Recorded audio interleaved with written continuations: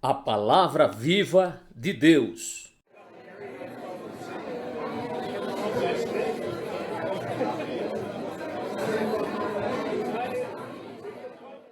Este é aquele Moisés que disse aos filhos de Israel: O Senhor vosso Deus vos levantará dentre vossos irmãos um profeta como eu, a ele ouvireis. Este é o que esteve entre a congregação no deserto, com o anjo que lhe falava no monte Sinai, e com nossos pais, o qual recebeu as palavras de vida para nos dar. Atos 7, versos 37 e 38. Estevão conduziu o sinédrio através dos traços salientes da história de Moisés. Lembrou-lhes que Moisés tinha levado para fora os filhos de Israel, depois de fazer prodígios e sinais na terra do Egito, no Mar Vermelho e no deserto por 40 anos. Portanto, aí está o fim, por assim dizer, da história de Moisés, e Estevão agora se dirige ao sinédrio e diz: Este é aquele Moisés que disse aos filhos de Israel: O Senhor, vosso Deus, vos levantará dentre vossos irmãos um profeta como eu. Ele é também o mesmo Moisés, diz Estevão, que esteve entre a congregação ou na igreja no deserto, com o anjo que lhe falava no monte Sinai e com nossos pais. E foi o mesmo Moisés que recebeu as palavras de vida para nos dar. Isso é muito importante porque aqui Estevão está destacando, por assim dizer, os fatos que fizeram de Moisés, o homem que ele foi, e notem vocês, há duas coisas sobre ele. A primeira é que ele foi o grande legislador de Israel. Foi, no mínimo, o homem por meio de quem a lei foi dada, razão pela qual ele é chamado legislador. Em segundo lugar, ele foi profeta e profetizou a vinda do Filho de Deus. Assim, nesta pessoa única de Moisés, vocês têm a lei e os profetas. Bem, isso é um sumário de todo o Velho Testamento. É isso que o Velho Testamento é, a lei e os profetas. E aqui, neste homem, estas duas categorias se encontram juntas. Mas agora o ponto que Estevão defende é este: que foi que fez dos judeus um povo tão notável e único? Porque ele sobressai entre as nações do mundo? Pelo tamanho não foi, como também não foi por sua capacidade natural. Os judeus eram um pequeno povo agrícola, uma nação insignificante em muitos aspectos e, contudo, eles sobressaíram e foram de grande importância. Que será que foi então que fez deles o povo que eles foram? E a resposta é que eles foram únicos devido a esta palavra de Deus, que veio a eles, estes oráculos vivos, estas palavras de vida, esta palavra proveniente de Deus que eles tinham recebido. Isso constitui todo o segredo da espantosa história deste povo. E, contudo, como Estevão tem que assinalar para o sinédrio, embora seus membros fossem o povo de Deus, eles estavam frequentemente em dificuldade, e sempre porque davam as costas a Deus ou porque se recusavam a ouvir esta palavra. A história geral dos filhos de Israel é que, quando ouviam esta palavra, tudo estava bem com eles, mas quando não a ouviam, as coisas iam mal. O ponto que Estevão deseja estabelecer com estes membros do sinédrio é que eles estão rejeitando Jesus de Nazaré, o Filho de Deus, e esta é a coisa mais terrível que as pessoas podem fazer na vida. É isso que Estevão deseja fazê-los entender. E, meus caros amigos, é isso que eu estou querendo fazer vocês entenderem. A coisa mais importante que toda e qualquer pessoa pode fazer neste mundo é ouvir esta palavra. Permitam-me então colocar isso para vocês em sua forma moderna. Por que é que os homens e as mulheres, a imensa maioria deste país hoje, não são cristãos? Essa é a grande questão. Ou deixe-me dizê-lo desta maneira: por que o mundo está como está? Por que o mundo está em dificuldade quando aqui na Bíblia, na palavra de Deus, temos tudo o que precisamos? Por que isso? E a resposta é que o mundo não quer ouvir a palavra de Deus, ele a despreza. Na atualidade, os homens e as mulheres continuam fazendo exatamente o que os membros do sinédrio estavam fazendo. E acontece isso, sugiro, porque erramos logo no início em nossa abordagem da palavra de Deus. E o erro principal do qual somos culpados é sempre que não compreendemos a singularidade da palavra. A Bíblia é o oráculo de Deus, é a palavra de Deus, a revelação de Deus. E nós temos tentado demonstrar que se pode provar a verdade disto pela evidência da profecia cumprida. Concluímos o nosso estudo anterior examinando o que devemos fazer e dissemos que devemos receber as palavras de Deus. O segredo de Moisés é que ele recebeu as palavras de vida, os oráculos vivos, e eu e vocês também devemos recebê-los. Que é que impede as pessoas de fazer isso? Que as impede de crer e de receber a palavra de Deus? O primeiro obstáculo é que elas não percebem que o Evangelho é, todo ele, questão de revelação. Mas há mais coisas que elas não percebem, e a única na qual eu quero concentrar-me agora é esta palavra, vivos, os oráculos vivos, ou as palavras de vida. Não devemos esquecer de que um oráculo é uma palavra proferida por Deus, e aqui Estevão se refere à palavra de Deus, a palavra do Deus vivo e verdadeiro. 1 Tessalonicenses 1, verso 9. Ele está dizendo que esta palavra é uma palavra viva. Quero tratar desta descrição da palavra de Deus, a Bíblia, porque é vitalmente importante, e quero tratar dela em particular, como nos é exposta em Hebreus capítulo 4, versículos 12 e 13. A palavra de Deus é viva e eficaz, e mais penetrante do que espada alguma de 2 gumes, e penetra até a divisão da alma e do espírito, e das juntas e medulas, e é apta para discernir os pensamentos e intenções do coração. E não há criatura alguma encoberta diante dele, antes todas as coisas estão nuas e patentes aos olhos daquele com quem temos de tratar. Que comentário da expressão de Estevão, palavras de vida, oráculos vivos. Esta descrição da palavra de Deus não se limita à epístola aos Hebreus. Todos estes escritores do Novo Testamento dizem a mesma coisa. Ouçam Pedro, purificando as nossas almas na obediência à verdade para a caridade ou amor fraternal, não finginda. Amai-vos ardentemente uns aos outros, com o coração puro, sendo de novo gerados, não de semente corruptível, mas da incorruptível, pela palavra de Deus viva e que permanece para sempre. Porque toda a carne é como Eva, e toda a glória do homem como a flor da Eva. Secou-se a Eva e caiu sua flor. Mas a palavra do Senhor permanece para sempre, e esta é a palavra que entre vós foi evangelizada.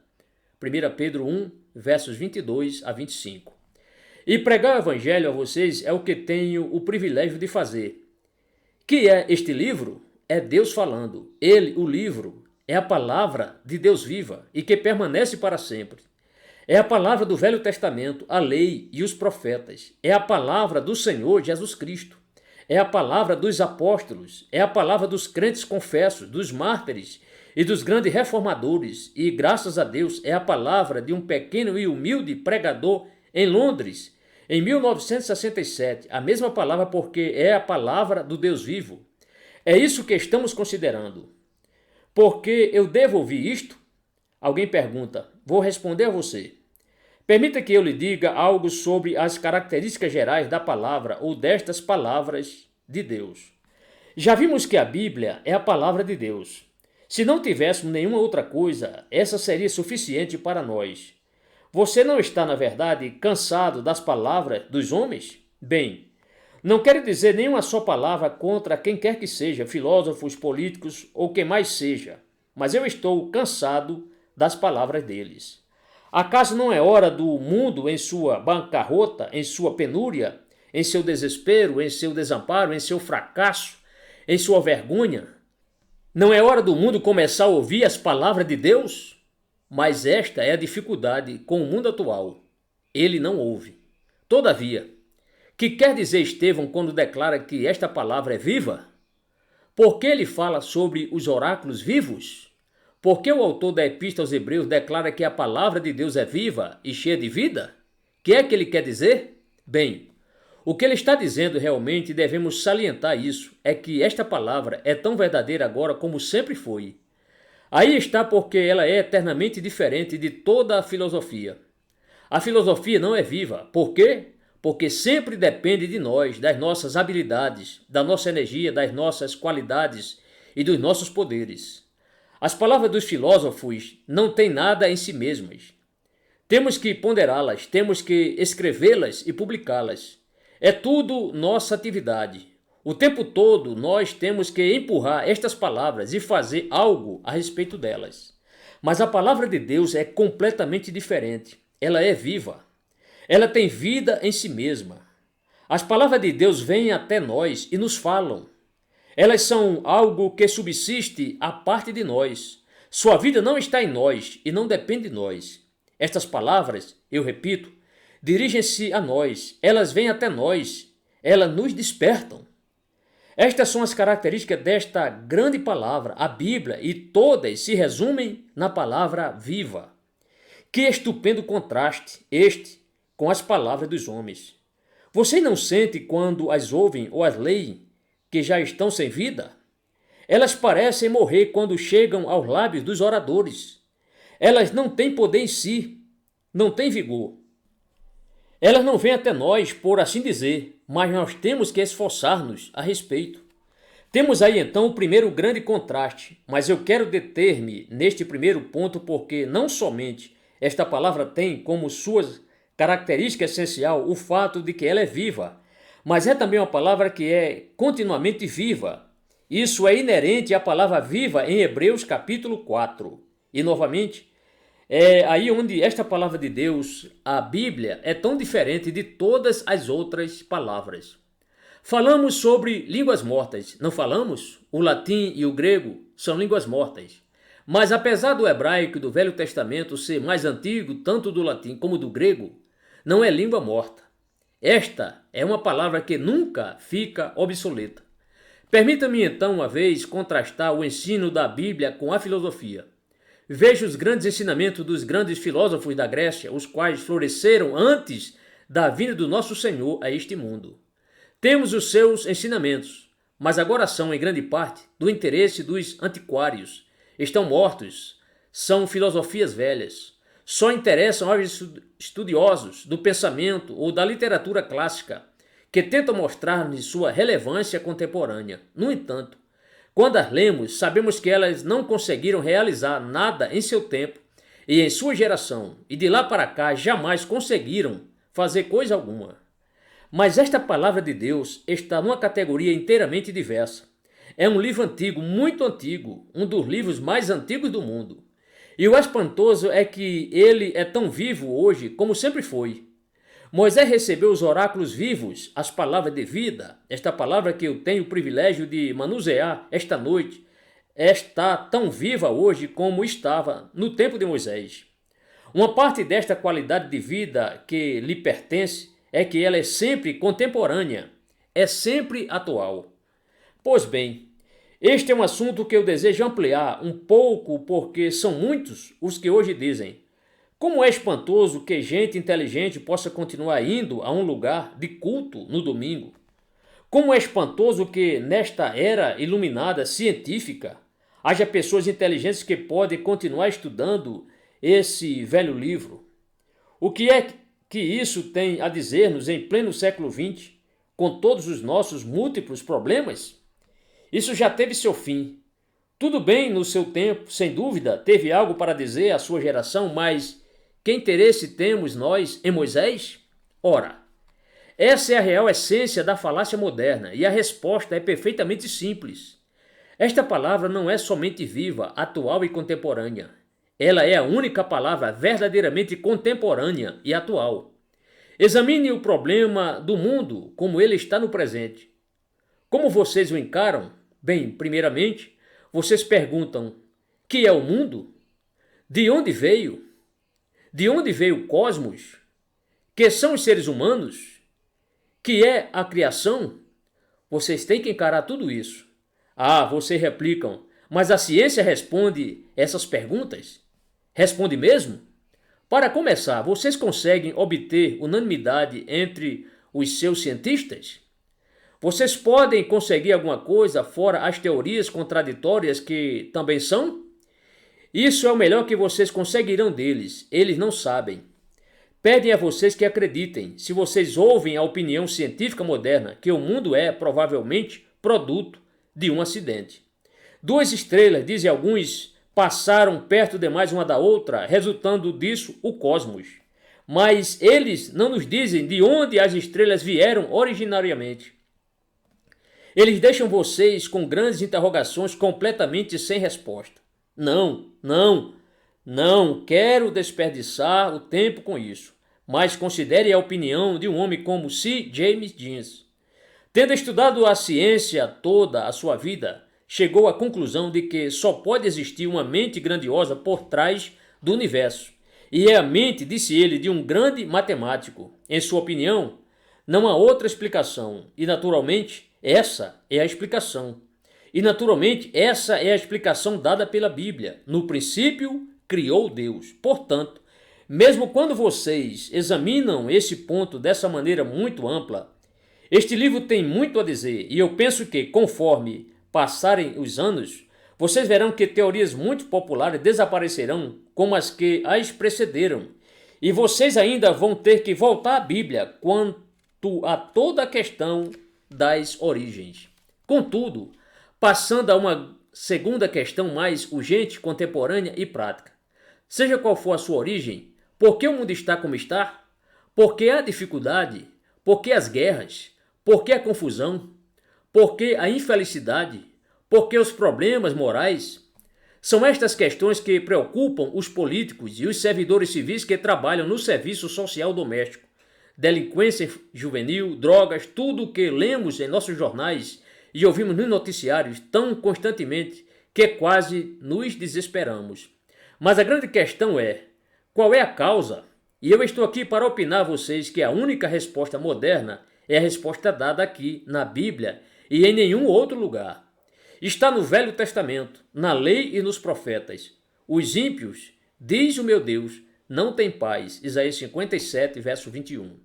Não importa quão rico você é, diz a Bíblia, não importa quão sofisticado, não importa quão altamente desenvolvido intelectual e politicamente e em qualquer outro aspecto, se você está numa errônea relação com Deus, você não está em paz. E este nosso grande século XX, alteando-se acima de todos os outros em conhecimento, descobertas e entendimento, em riquezas e em comunicação, veja-o. Aí está a explicação. O caminho dos prevaricadores é áspero. Provérbios 13, verso 15. Se você desobedecer à lei de Deus dada a Moisés, os 10 mandamentos, pagará por isso, sofrerá por isso. Não importa quem você é, indivíduo, nação ou mundo, aqui está a única resposta. Esta mensagem é tão contemporânea hoje como sempre foi, e é a única mensagem que apresenta alguma esperança ou algum plano de salvação. Não preciso gastar tempo com isso. Teriam os políticos ou os filósofos ou qualquer dos seus sábios a resposta? Sabemos que não. Eles estão na mais completa bancarrota. Você faz a coisa mais sábia que lhe é possível fazer quando dá ouvidos à palavra de Deus vivo, a esta palavra que está viva. Ela fala da situação contemporânea ao homem e à mulher modernos, de um modo como nenhuma outra coisa o pode fazer. Mas podemos ir adiante e dizer que esta palavra sempre estará viva. Ela é o evangelho sempiterno. Pedro fala da palavra de Deus viva e que permanece para sempre. 1 Pedro 1, 23. Ela tem vida em si, a vida de Deus, e portanto é eterna. Nunca terá fim e nunca falhará. Pois bem, não se pode dizer isso de nenhuma outra coisa, não se pode dizê-lo das palavras humanas. Sou bastante idoso para ter visto como as palavras dos homens morrem. Lembro-me de um grande orador do tempo da Primeira Guerra Mundial.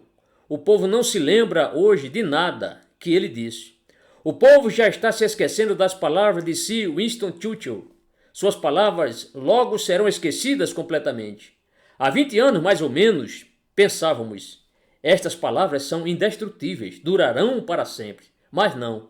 As palavras dos homens morrem, começam a morrer no momento em que são proferidas. Logo deixam de falar-nos. E vocês têm notado que as palavras humanas dependem muito de nós? Há palavras que nos falam quando somos crianças, porém nós as ridicularizamos quando nos tornamos adolescentes. Não nos dizem nada quando estamos na meia-idade e são inúteis quando estamos velhos ou morrendo.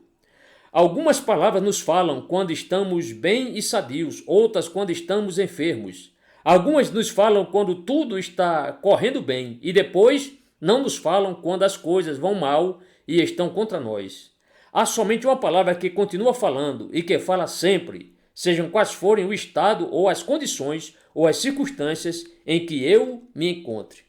Nosso infantil encanto ela despertou para, nas coisas do alto, então pensarmos. Nossa dureza de homem atraiu com as cordas de um amor sublime e forte. Laurence Turtiette. Aqui está a única palavra que fala na vida e que fala na morte. Onde quer que eu esteja, sejam quais forem as condições e as circunstâncias, aqui está a palavra que continua falando. É uma palavra viva, tem em si o poder de Deus, a vida de Deus. Pois bem, esse é o primeiro aspecto desta palavra, vivos, oráculos vivos. Mas esse primeiro aspecto introduz o segundo, que é o elemento de poder, que acabei de mencionar, e este é o traço mais extraordinário desta palavra. Uma vez que a palavra de Deus é uma palavra que realiza coisas, uma palavra que produz efeitos, a Bíblia está sempre salientando este aspecto da palavra de Deus. Ela diz, porque falou e tudo se fez. Salmo 33, verso 9. Ouçam Jeremias. Não é a minha palavra como fogo, diz o Senhor, e como martelo que esmiuça a penha? Jeremias 23, 29. Aqui está uma palavra de poder. É como fogo, é como martelo, pode despedaçar rochas. Nenhuma palavra humana pode fazer isso. Ou vejam outra passagem. As nações se embraveceram, os reinos se moveram, ele levantou a sua voz e a terra se derreteu. Salmo 46, verso 6. Sua voz, sua palavra. Quando ele fala, a terra se derrete diante dele. Que palavra! É por isso que devemos ouvir esta palavra. É devido a este poder. Examine isto num sentido mais geral. Já me referi à criação. Foi pela palavra de Deus que tudo veio a existir. No princípio, criou Deus. Como ele a criou? Lemos que ele disse, haja luz, e houve luz. Gênesis 1, verso 3. Esse é o poder da palavra de Deus. E é essa espécie de palavra que vocês têm nas Escrituras. Essa é a palavra que eu tenho o privilégio de manter diante de vocês. As palavras humanas não podem fazer tais coisas. A palavra de Deus produziu o cosmos todo. E esse cosmos é também sustentado pela palavra do seu poder. Hebreus 1, verso 3. Este é o mesmo poder que pode punir o mundo. O que aconteceu no dilúvio? Outra vez, Deus falou, Deus ordenou, Deus disse aos céus que se abrissem, que mandassem chuva, e ela desceu. Esta palavra, o poder de Deus. Vocês podem ver o mesmo poder em conexão com a dádiva da lei. Estevão está falando ao Sinédrio sobre Moisés no monte, quando ele recebe de Deus os oráculos vivos. E no capítulo 19 do livro de Êxodo, nos é oferecida uma descrição desse evento. Deus proferiu a lei e o monte tremeu, apareceu fumaça, houve densa escuridão. O poder de Deus estava na palavra quando Deus estava outorgando a lei. Já ouvimos sobre este poder no discurso de Estevão. Havia um homem que vivia em Ur dos Caldeus e que fazia o que os seus antepassados sempre haviam feito antes deles. E, de repente, Deus lhe apareceu e lhe disse, sai-te da tua terra. E ele saiu. A palavra veio a José e mais tarde a mesma palavra veio a Moisés na sarça, falando nas chamas de fogo. Moisés sentiu o poder, a ordem e teve que agir. Esta é a característica desta palavra em toda parte. É uma palavra que capacita os homens a operar milagres. Vocês veem isto no Velho Testamento. Eis como acontece quando Deus dá a um homem a sua palavra, dar-lhe poder. Ali estão os filhos de Israel, conduzidos por Moisés, mas não tem água. O que acontece? Deus disse a Moisés e a Arão, falai a rocha perante os seus olhos e dará água. Números 20, verso 8. E Moisés fala e a água jorra. É a palavra de Deus, é uma palavra poderosa, é uma palavra extraordinária. É a palavra que capacitou Elias a operar milagres similares. A palavra que pode tomar um homem fraco e de tal modo enchê-lo de poder, que a sua palavra se torna uma voz de comando. Mas, naturalmente, se você quer realmente ver bem isso tudo, deve observar o nosso bendito Senhor conforme o vê nas páginas dos 4 evangelhos. Você alguma vez o acompanhou, por assim dizer? Juntou-se à multidão e ficou no meio dela e o ouviu? Ouça as pessoas depois que ele falou. Estão espantadas. Diz Mateus, porquanto os ensinava como tendo autoridade e não como os escribas. Mateus 7, verso 29. Os oficiais enviados para prendê-lo disseram, nunca homem algum falou assim como este homem. João 7, 46. Você tem sentido poder em suas palavras? Tem notado a diferença entre a sua maneira de falar, a sua palavra e a dos mestres que foram antes dele? Não há nele nada de tentativo. Não há nele mera sugestão. Ele não se limita a nos apresentar pontos de vista. Ele fala e fala com autoridade. E depois, você tem notado a palavra de comando em seus milagres? Ele opera os seus milagres falando. Lá está. Ele um dia, muito cansado, Jesus e seus discípulos estão cruzando o mar e ele vai para a polpa do barco.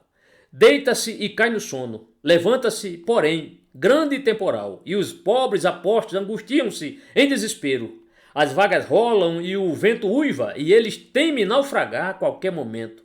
Por isso o despertam. Mestre, não se te dá que pereçamos? Diz então Marcos, e ele, despertando, repreendeu o vento e disse ao mar, cala-te, aquieta-te.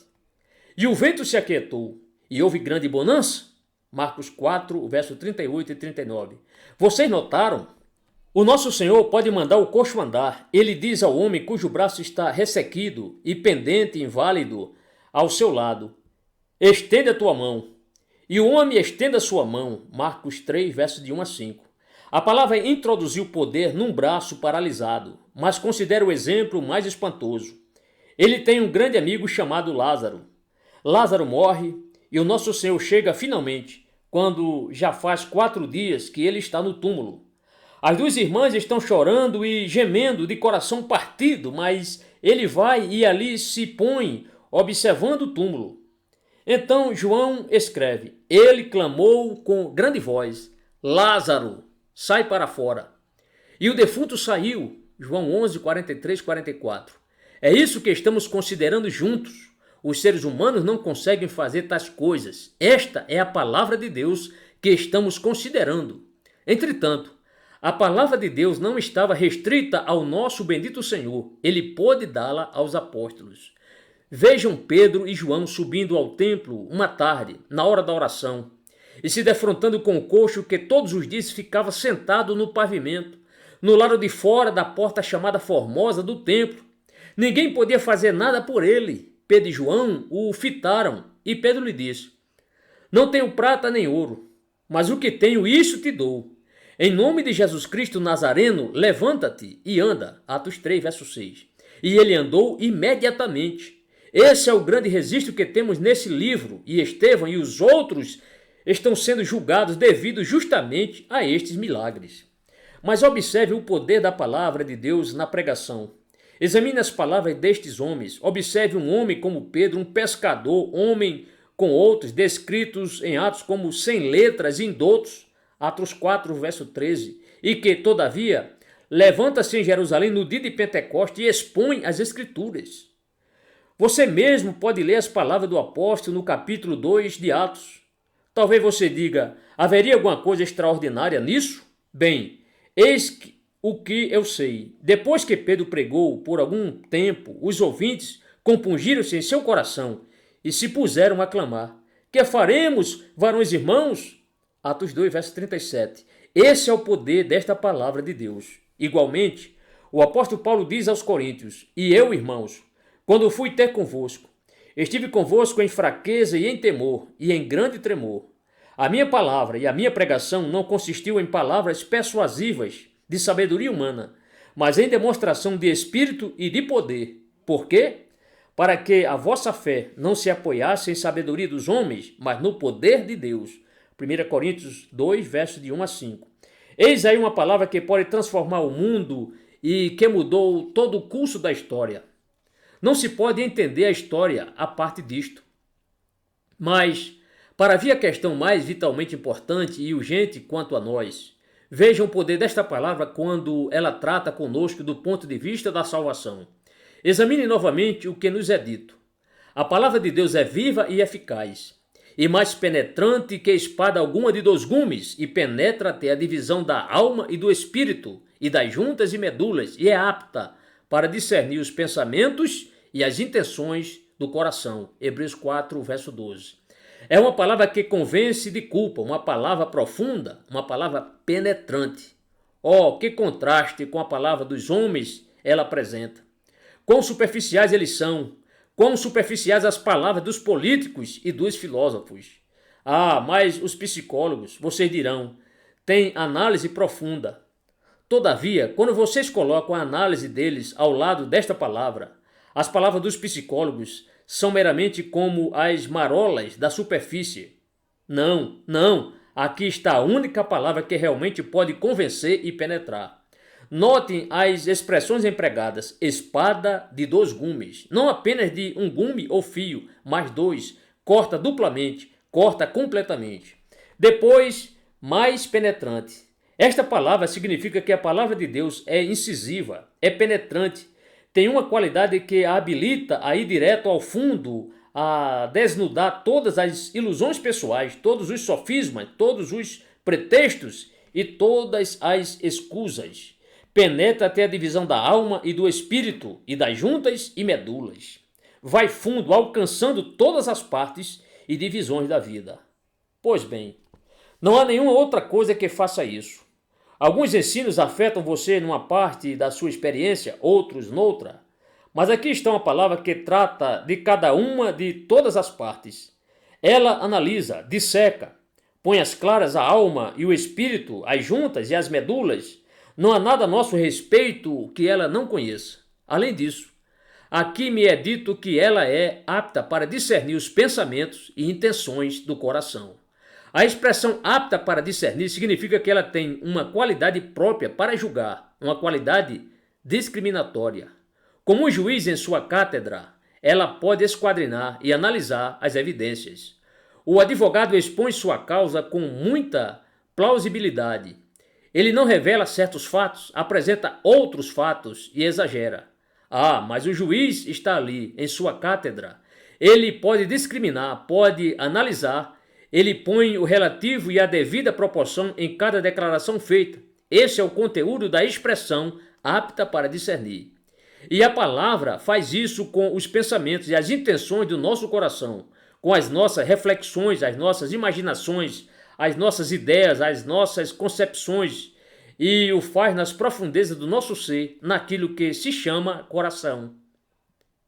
Depois, para resumir tudo, o escritor diz: e não há criatura alguma encoberta diante dele. Antes, todas as coisas estão nuas e patentes aos olhos daquele com quem temos que tratar. Hebreus 4, verso 13. O que tudo isso significa é que aqui está a única palavra no mundo que expõe o real problema da raça humana. Nenhuma outra coisa o faz. Vocês conhecem todas as outras explicações. Algumas pessoas dizem que o que nos falta é conhecimento, educação, cultura. Outras dizem não, o que necessitamos realmente é mais dinheiro, melhores condições de vida, mais facilidades para as viagens, melhor alimentação. Todas elas têm os seus pequenos remédios, mas nenhuma delas enfrenta realmente o problema do mundo e da raça humana neste momento. Aqui está a única palavra, repito, que penetra fundo, indo às profundezas e as revela.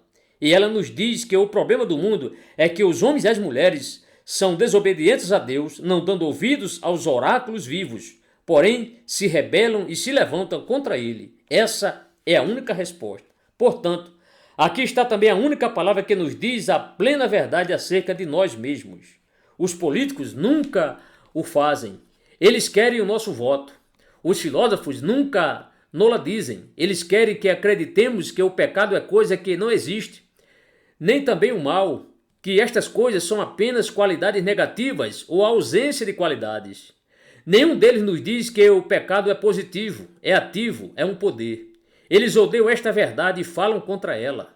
Somente na palavra de Deus encontramos a verdade completa sobre nós. Todos nós gostamos de ter um bom conceito de nós mesmos, mas aqui está uma palavra que me diz que estou em condições tão sem esperança que nada senão um novo nascimento pode me endireitar. Nem melhorado eu posso ser. Tenho que ser feito de novo. Tenho que nascer de novo. Preciso de um novo coração, de um novo espírito dentro de mim. Unicamente, a palavra de Deus vai de fato ao fundo, a verdade sobre quem eu sou. Aqui está ela com a sua análise, a sua discriminação, a sua qualidade penetrante. E aqui estou eu, podre.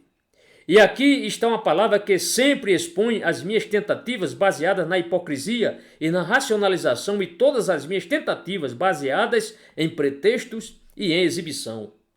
Porventura você não vê isso acontecer na vida do nosso bendito Senhor? Por que os fariseus o odiavam tanto? Por que agiam com tanta malícia? O nosso Senhor, particularmente, no início, nunca atacou os fariseus, nunca os criticou porque eram tão amargos? Por que estavam contra ele? Por que ficaram ressentidos com ele? Há somente uma resposta. Ele denunciava a hipocrisia deles. Ele falava sobre as profundidades. Eles eram os mestres, eram melhores do que as outras pessoas, eles podiam esconder e manipular coisas. Eles diziam, contando que você não cometa de fato adultério, não é culpado de adultério, mas cometeu um adultério em seu coração. Ele punha às claras o coração, punha às claras os pensamentos. Ele disse, do interior do coração dos homens saem os maus pensamentos, os adultérios, as prostituições, os homicídios. Marcos 7, 21. Não é o que entra lá, mas o que sai de lá que contamina vocês. Os seus corações são tenebrosos, disse ele. Essa era a causa do problema, e eles o odiavam. Eles necessitavam ser salvos do mesmo modo que o publicano e o pecador, mas não queriam saber disso. Vejam um relato de João capítulo 8 sobre o nosso Senhor e a mulher apanhada em adultério. Aí estão os acusadores daquela mulher, mas Jesus se abaixa e escreve na areia, e todos eles se retiram furtivamente. Isso devido à sua palavra, que é sempre viva e poderosa, analítica, capaz de discernir penetrante, pondo tudo às claras, não deixando nada oculto. E esta é uma palavra que nos confronta com os dois destinos que se nos deparam. Aqui está uma palavra que confronta você com uma escolha que você tem que fazer. Moisés fez isso, não fez? Foi-lhe dada esta palavra viva no Monte Sinai, e ele a pregou ao povo. E antes de deixá-los no fim da sua vida, quando sabia que ia partir, ele reuniu o povo e foi isto que lhe disse. Veis aqui, hoje tenho proposto a vida e o bem, e a morte e o mal. Deuteronômio 30, verso 15.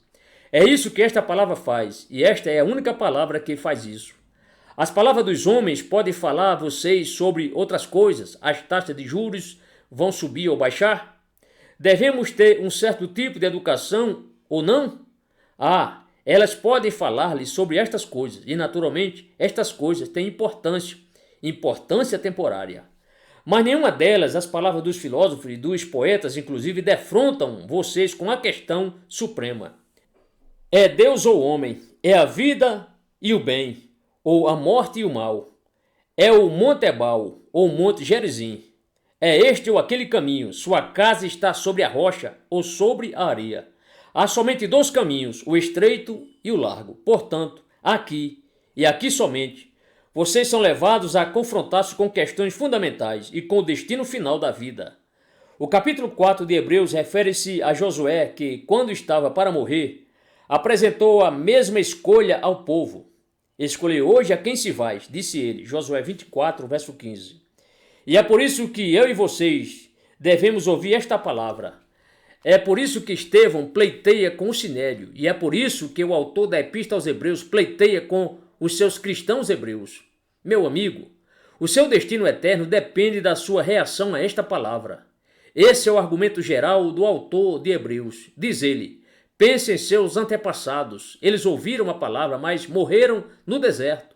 Nunca entraram na terra de Canaã. Por quê? A palavra da pregação nada lhes aproveitou. Diz ele, porquanto não estava misturada com a fé naqueles que a ouviram. Hebreus 4, verso 2. Mas, finalmente, esta é a única palavra que pode dar-nos a salvação. Não me envergonhe do evangelho de Cristo, disse Paulo. Por quê? Pois é o poder de Deus para a salvação de todo aquele que crê. Romanos 1, verso 16. Esta é uma palavra que me mostra o que sou em toda a minha fealdade, torpeza e desesperança. Mas, graças a Deus, ela não me deixa ali. O Moisés que recebeu a lei que nos condena pôde profetizar a vinda do Salvador, o Libertador. Aqui está a grande mensagem e o escritor de Hebreus leva a isso no capítulo 4.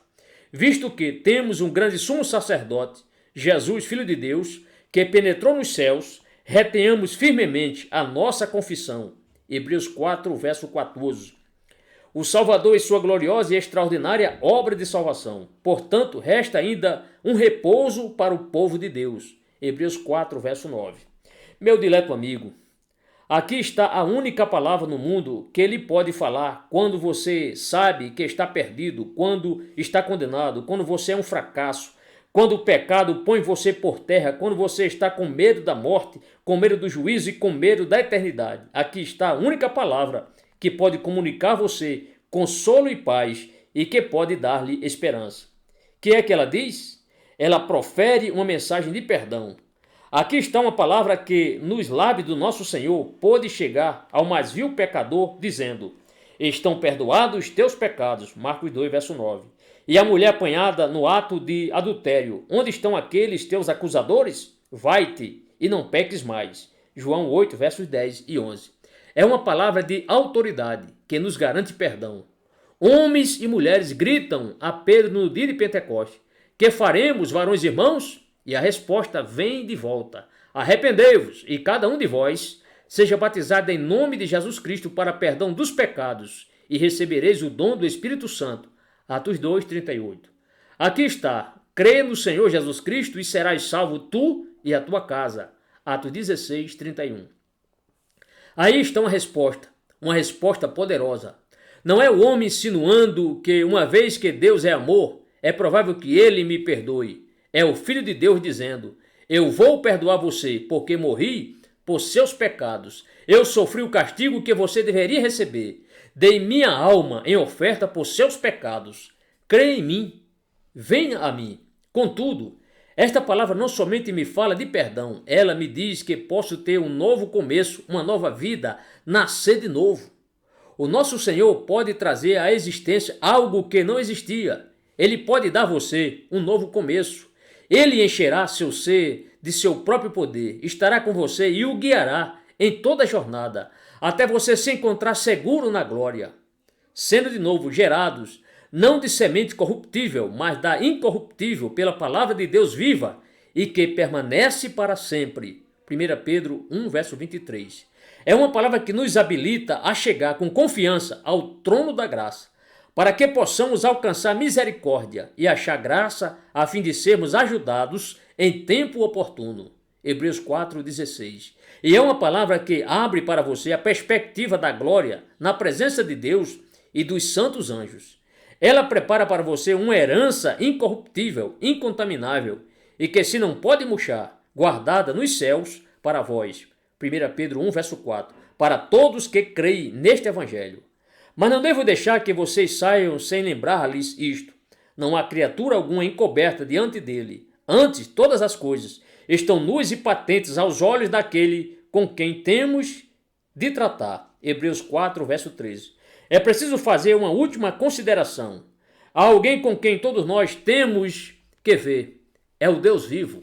Aos homens está ordenado morrerem uma vez, vindo depois disso o juízo. Hebreus 9, 27. E vocês sabem que em termos serão julgados. Posso dizê-lo a vocês.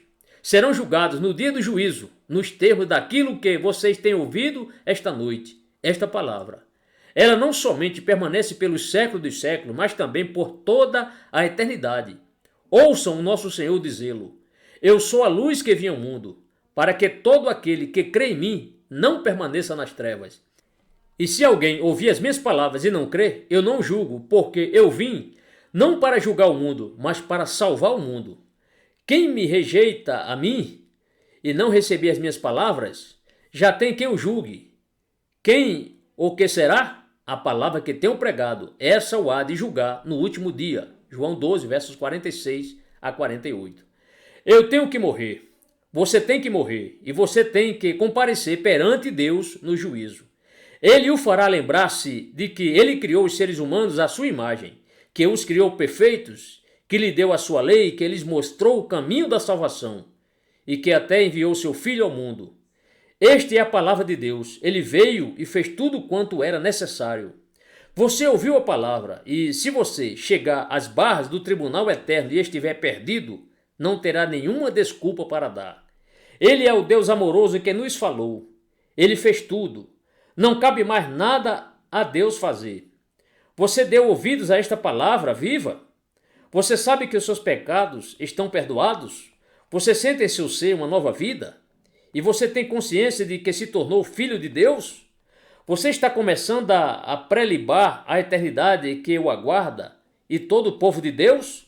Meus diletos amigos, esta é uma palavra viva porque é a palavra do Deus vivo. Queira Deus que ninguém saia deste culto sem ter realmente ouvido esta palavra que fala em vida, que dá vida e vida abundante.